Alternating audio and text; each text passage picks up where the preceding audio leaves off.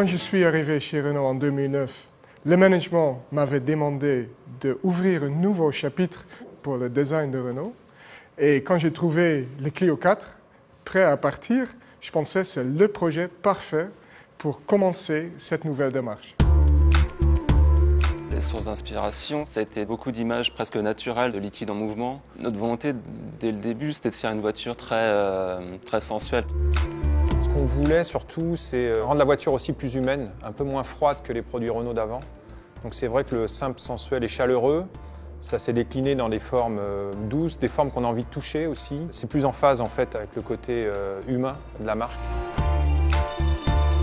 Alors il faut avoir en tête aussi que la Clio avant c'était à la tout d'une grande. Et ça c'est quelque chose qu'on a voulu garder, c'était la force de la Clio. La Clio c'est la voiture sur le segment des petites voitures qui offre le plus, qui est valorisée et qui est plébiscitée par les clients. Donc on a voulu garder ça. Après, ce qu'on est venu faire, c'est travailler aussi sur la couleur. Il y avait le mot energizing, en fait, c'est venu guider vers quelque chose d'un petit peu plus dynamique. Donc la couleur rouge, il y a eu pas mal d'éléments graphiques aussi qui sont venus un peu dynamiser, rendre l'ensemble assez tonique.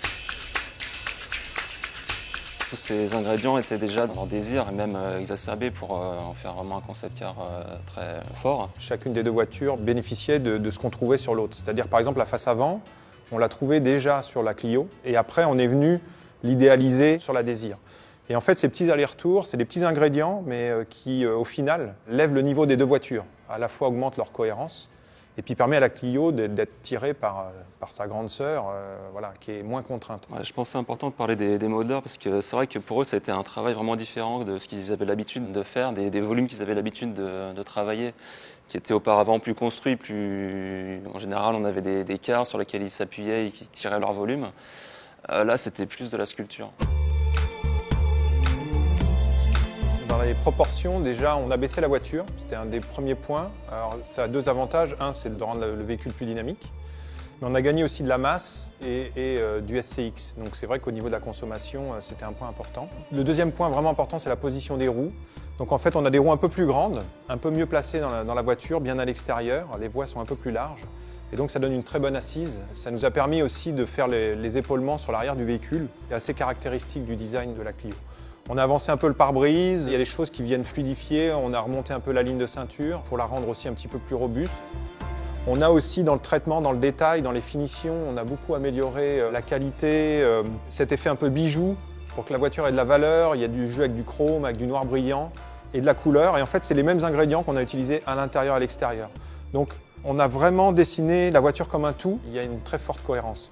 Par rapport au premier dessin, on est assez proche de l'intention de départ. Souvent, on a tendance à perdre au fur et à mesure du projet à cause, bien évidemment, de la technique, de toutes les contraintes de choc piéton et tout ça. Et on est assez satisfait parce que quand on voit les images, les photos des premières maquettes, elle est vraiment restée fidèle. Je suis très fier, premièrement, de la voiture parce que finalement, c'est une voiture de passion.